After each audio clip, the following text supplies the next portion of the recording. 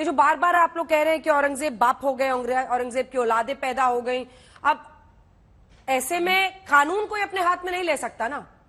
जो भी होगा आपको कानून को तो संभाल कर रखना पड़ेगा ना। इस तरह की स्थिति नहीं बन सकती ना। अरे सर, इन लोगों की क्या गलती है? तस्वीरें दिखाइए, जिनकी दुकानें टूटी, जिनकी गाड़ियां टूटी, पहले से आह्वान किया हुआ था हिंदू संगठनों ने कि हम बंद करेंगे, तो क्यों नहीं आपने वहां पर मुस्तैदी दिखाई? इनकी क्या गलती थी? तस्वीरें दिखाइए, इन दुकान वालों की क्या गलती थी बताइए? पूरी मुस्तैदी दिखाई गई। इसीलिए जो है आपको ध्यान होगा, आजाद मैदान में जब रोहिंग्या के समर्थन में उतरे थे और जितेंद्र आवाड के मुंब्रा से ही लोग बड़े पैमाने पे आए थे। बोलिए बोलिए, आवाज आ रही है जी। हिंदू संगठन के जब जो है बड़े पैमाने पर रोहिंग्या के समर्थन में मुसलमान आए थे, तो किस तरह वहां पर जो है उत्पात मचाए गए और पुलिस मुखदर्शक बनी रही, ये लोग जानते हैं भली भांति।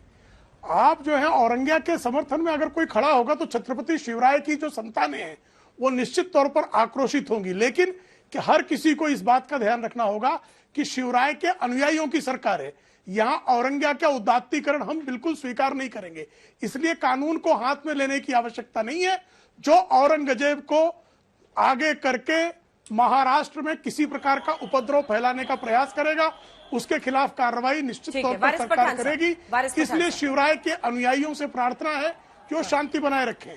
ठीक है, ये अच्छा है कि आप शांति बनाए रखने की अपील कर रहे हैं। थोड़ा सा अभी जैसे शो खत्म होता है, बल्कि ब्रेक में ही आपको कर लेना चाहिए था, नितेश राणे को फोन घुमाइए।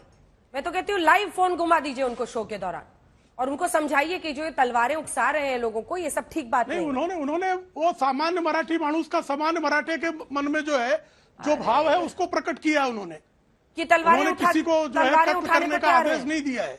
हाँ, तो मत बोलिए ना उनको। तलवारें उठाने का मतलब होता है कि आप जो है आप कायरों के खिलाफ लड़ने के लिए तैयार रहिए। और आज जब शिवराय के अनुयायियों की सरकार है, कैसे लड़िए, कैसे लड़िए सड़कों पर उत्पात करके? मैं तो कह रही हूँ प्रेम जी, अभी आपने आखिरी लाइन कही ना कि शांति बना के रखें। आप फोन कीजिए नितेश राणे को, समझाइए आजाद मैदान पे जो है फोन पे समझाइए। जो हमारे वीरों का स्मारक होता है, जब उसको कलंकित किया जाता है तब उत्पात होता है। ये उत्पात को तत्काल नियंत्रित किया गया। करना चाहते हैं, मैं तो कह रही हूँ आप नितेश राणे को फोन कीजिए के लिए। जितेंद्र आवाड जो एनसीपी के विधायक हैं, वो पिछले 2 महीनों से कह रहे हैं कि हम जो है यहाँ महाराष्ट्र में दंगा होने वाला है। उनको कहां से कल्पना होती है?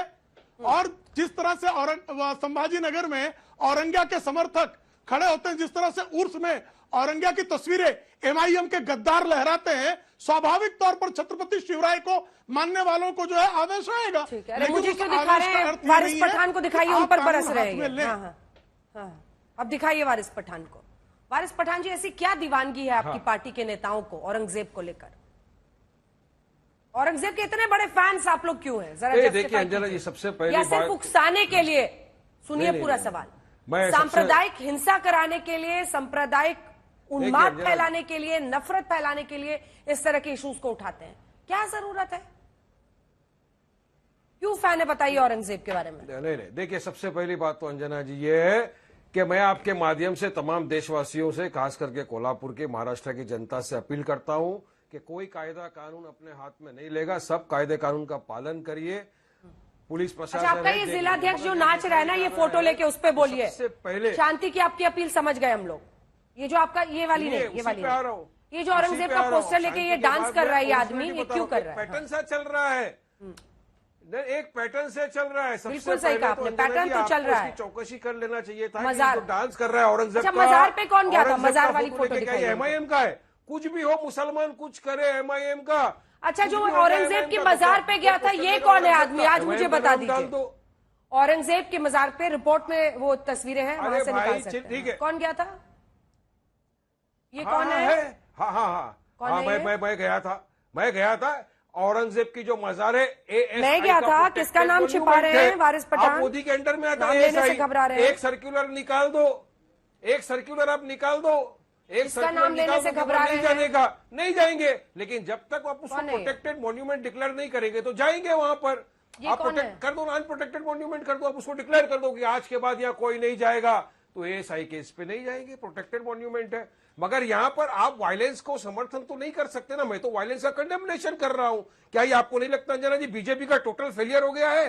क्या ये इंटेलिजेंस का टोटल फेलियर नहीं है? 3-4 महीने से बोल रहा हूं मैं कि महाराष्ट्र के अंदर कुछ ऐसे तथ्य आ चुके हैं जो ये हिंदू महासभा के नाम के ऊपर जलसे पे जलसे करते जा रहे हैं। लव जिहाद, लैंड जिहाद, ये जिहाद, उसके नाम पे भड़काऊ भाषण देते जा रहे वारिस हैं। पठान। उनके खिलाफ एफआईआर तक दर्ज हो गई कि इनको परमिशन मत दो, मगर परमिशन दी जा रही है।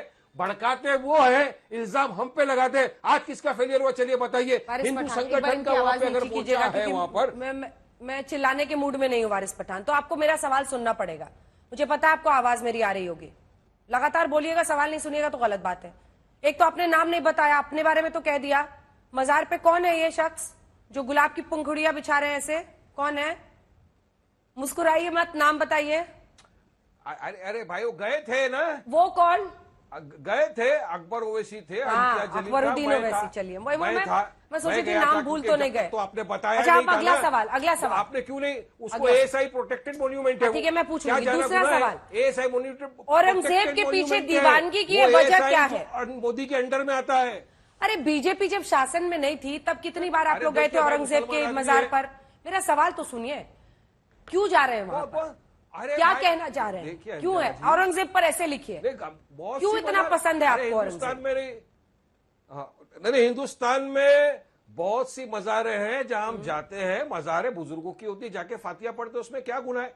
जाते हैं मजारों के अंदर फातिया पढ़ते हैं। हम तो हर मजार पे जाते हैं। हम तो ख्वाजा गरीब नवाज के यहाँ जाते हैं, हम माहिम दरगाह पे जाते हैं, हाजिरी दरगाह पे जाते हैं, तमाम दरगाहों पे जाते हैं। अकीदा है, कितने लोग जाते हैं दरगाह के ऊपर, फूल चादर चढ़ाते हैं, उसमें क्या गुनाह है? क्या अगर किसी की मजार पे जाकर फातिया पढ़ लिया गुनाह है? इनका तो इस तरह अकीदा है सब जाते हैं औरंगजेब पे, मंदिरों सुन के अंदर, लीजिए नहीं अब आप। जाते क्या? मैं तो इनका किसी के अकीदा religion है के बारे में औरंगजेब कुछ नहीं पर। बोलता हूँ। अकीदे की बात है। इनकी निगाह अकीदा में अगर बुजुर्ग मेरा है, है मैं किधर में औरंगजेब जाके नाम फातिया का पढ़ लूं, क्रूर खड़े रह करना। के यहाँ से या दरगाह पे जाके, तो क्या है? अकीदा हो, पर आप अकीदा का अब मतलब देखिए, है कि आप बीच में ऐसा मुगलों की बोलेंगे तो औलाद अच्छी बात है कि है, अंजना इसलिए जी हम आप कह रहे हैं तो औरंगजेब उसूल है, एक आदमी बोलेगा।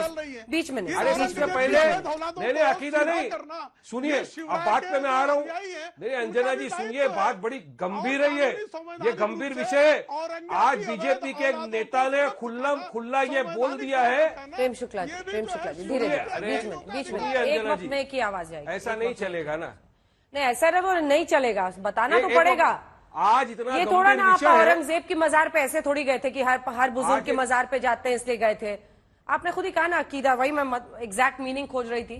मतलब विश्वास है जिसमें श्रद्धा है, अरे तो उस क्यों दिन है? हम एक लोग वहां 5 पर लाइन का ऐसे लिख दीजिए ना जल्दी से। 8 बुजुर्गों की मजारें हैं वहां पर, सुनिए 8 बुजुर्गों की मजार है, कुलदाबाद, औरंगाबाद, उस तरफ हम तमाम मजारों पे गए थे। क्या गलती है? और ये तो एएसआई का प्रोटेक्टेड मॉन्यूमेंट है। मुझे आप लग उसको रहा है कर आज आपको दीजिए, हटा औरंगजेब दीजिए। पर बात तो बोलने में बोलो, मेन शर्मिंदगी मुद्दे से हो रही हटाना है। क्यों चाह रही है ध्यान अंजना जी? औरंगजेब पर बोलने में मुझे मेन लगता है मुद्दा, शर्मिंदगी हो रही है मेन आपको। मुद्दा सुनिए क्या है।